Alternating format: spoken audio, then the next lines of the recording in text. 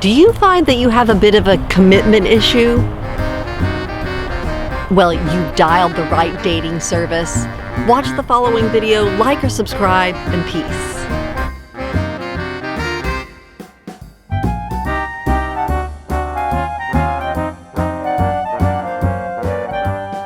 Hello there, my name is Billy Juliana. I'm 49 years old and I have a 40-year history of dealing with anorexia nervosa.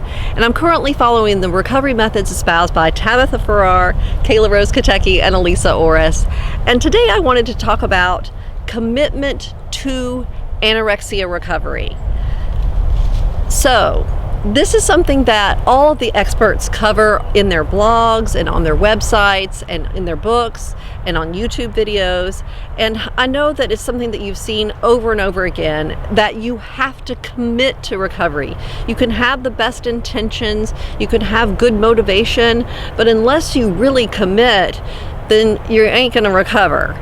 So for some of us, this is a hard concept to get down because if you're a little bit older and you've been in and out of treatment over a span of years, then you have signed contracts, made promises, and made commitments, and you've been gung-ho sometimes in the past, but you've always broken these things. You've always broken your contracts, you've always broken your commitments, and you've always broken your promises. And so the idea of committing sounds like, oh yeah, I'm gonna do it. Usually it does. And then somehow that commitment dissipates along the way. And so I wanted to discuss that for those of us who are a little bit older and going through anorexia recovery, and talk about how commitment is something that we need to really practice. So in the past, I want to talk about something that has been true for me, and I think that it needs to come out into the light so that I can look at it and be like, Because anorexia has just basically is fused with my personality, and I've gotten confused about who is who, what's me and what's anorexic and all of this. The sense of achievement that anorexia gives me, that is basically that I am someone who restricts and runs my life with ultimate rigidity, that sense of personality and who I am is my best accomplishment in life, or so it seems.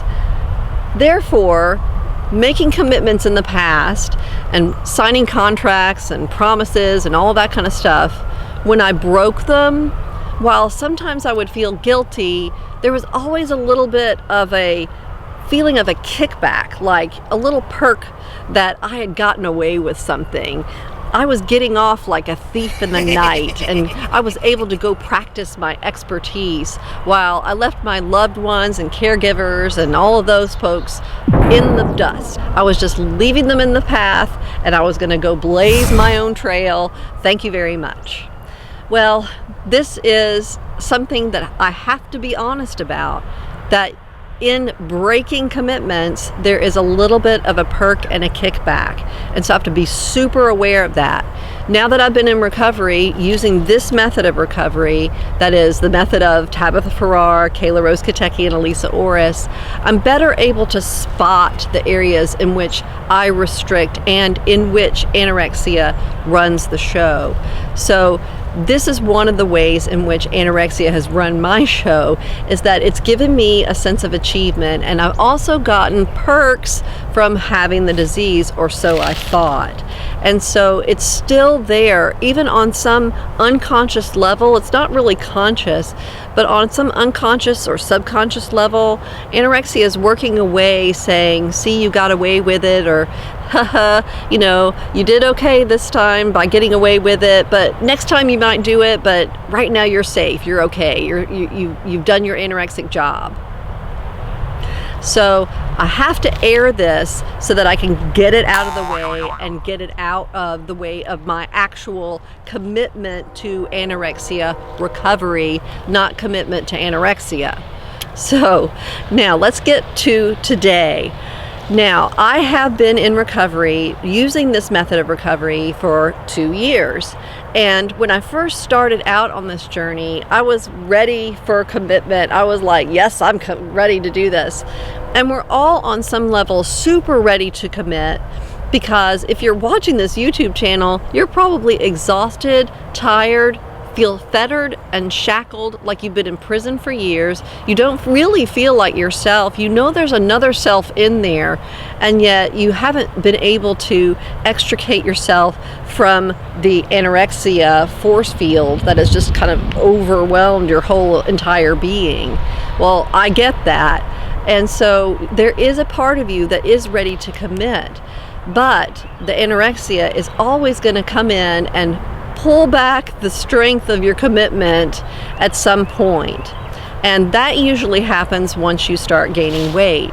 When I first started on this journey, like I said, the promise of eating so much food was just like a jolt of electricity. I was just like, yes, let's go do it. I'm so excited. I'm gonna go eat a whole cake.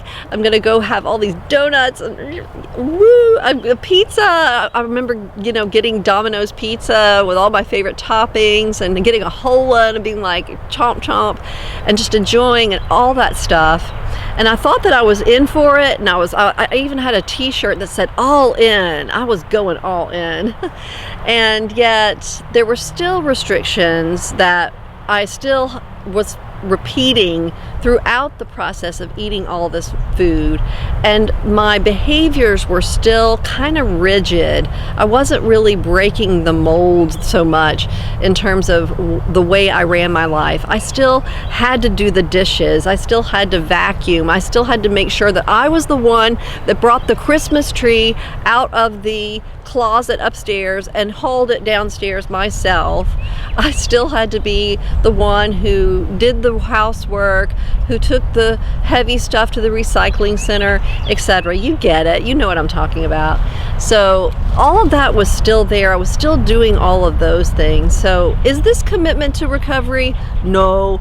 Although I thought that I was basically committed. And in the interim, my weight shot up. I mean, my weight went way up. It went up 35 to 40 pounds. If you've seen my videos before, you have heard me say this. But yes, my weight shot up, and there it was. It was up high, and I wasn't fully committed to recovery, and I certainly hadn't rewired any of my brain or my mindset. Well, maybe I'd rewired some of it because I had actually broken some of my food rules. So I'll give myself that I did rewire some of that. But a lot of it was still just so anorexically entrenched. And so what happened was I got stuck in quasi-recovery, which is basically another term for I went back to anorexia.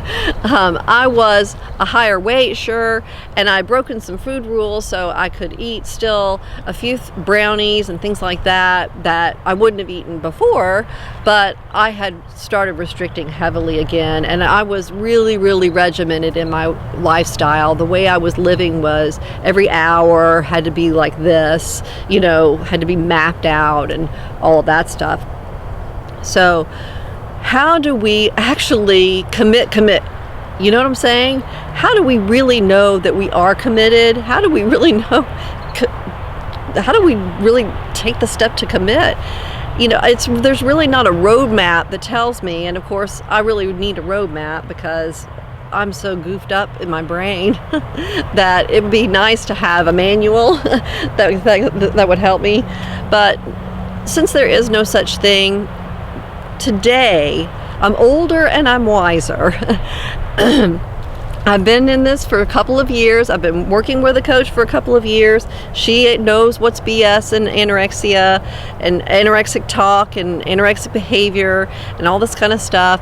And so she points out a few things. I myself know a few things. So I can sit there and look at my day and just look at it and be like, this is anorexic, this is restrictive, this is obsessive compulsive. I need to break all of this. And then I need to just commit on a daily basis, renew the commitment every single day, not to engage in those behaviors. That is, not to do the dishes when they're sitting in the sink.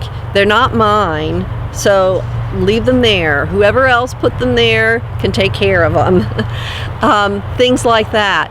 Another thing that's really odd about me these days that I need to break is I get up at 4:30 every morning. And this is not for any reason at all. I just get up at 4:30. It's all anorexically driven. Now, while it has nothing to do with exercising or weight control or food, this is an anorexic behavior. It is just some sort of action that I'm taking that perpetuates a sense of accomplishment or achievement that is so whack that I really need to every day commit to stay in bed until at least 5 or 5:30 and then work up to 6, because what happens is I get up at 4:30 now and I have a super major anxiety attack if I don't get out of bed at 4:30. This is the way in which anorexia can come and sucker punch you when you are not really committed, when you are not really looking at everything that you do and saying, this is something that needs to go because it's serving the anorexic mindset. It's serving this purpose that really isn't very helpful to me. I need to be doing everything I can to get that extra rest and the extra food. So if I'm doing something out there to stave off eating, or if I'm doing something out there to give me some sense of some superiority, but it's at the cost of my body, that is getting up at 4:30, which I'm not even really conscious of any sense of superiority I'm getting out of that, but there is just this anorexic compulsion. So there are a lot of little things like that that I need to examine through my day, and then again, commit daily not to do those things. Yes, I will have this sense that I haven't accomplished what I needed to accomplish. And my coach talks about this in some of her videos. She's had the same feeling when she was going through recovery. She thought, I haven't accomplished what I usually need to accomplish. I didn't run today or whatever. But then she thought, that's such a stupid thing to feel accomplishment about. I can do something else. Well, as you're going through the recovery process, it's a little bit harder to feel like you can accomplish something else. You're going to have a little bit of a blank space there where you're like, I'm not really sure what I'm good at or good for. But hang in there. My coach says that the brain will eventually replace the old stuff with something new, but there's just a little bit of a gap time, okay? So again, commitment in recovery can be accomplished. We can do this. Sometimes it gets a little weak. We have to stay on it. So my advice is every day renew the commitment. Or if you need to, every minute or every hour. I'm one of those people that probably needs to do it every minute because I'm so pickled with anorexia in my brain. So I have to make commitments every minute not to indulge anorexic thoughts, not to engage anorexic behaviors, and the like. And if you are a little bit further in your recovery and you found yourself going, whoa, what happened to my commitment? It went away. Then don't worry. Of course, yes, you think to yourself, it's so much harder now that I've gained weight to commit. It's so much harder. I wish that I had done this 35 pounds ago. Well, commitment means actually getting rid of that belief. And while it's a little bit hard, you've got to go against the grain. You've got to be like, I don't care what weight I am. I'm going to commit every single minute of every day to taking the opposite action to what anorexia tells me to do. All the little BS things that I do, the little intricate ways in which I run my life, I'm going to take the opposite action now. And really, I don't care that I've gained this weight, right? I'm not supposed to care anymore. So I don't care. All right, good. Now I'm committed. I'm going to go on and go eat something. All right, that's what I've got to say about commitment to anorexia recovery. Everyone, take care, commit every minute of every day to anorexia recovery, because we really do want this freedom. We don't want this old sham sense of achievement and accomplishment that anorexia gave us. That's a sham. We want the liberation that we started out for. So let's just keep on going and commit every minute of every day to doing it, to taking the opposite action. Okay, I'm saying so much. Lord have mercy. Thank you so much for watching, everyone. Until next time, take care and peace.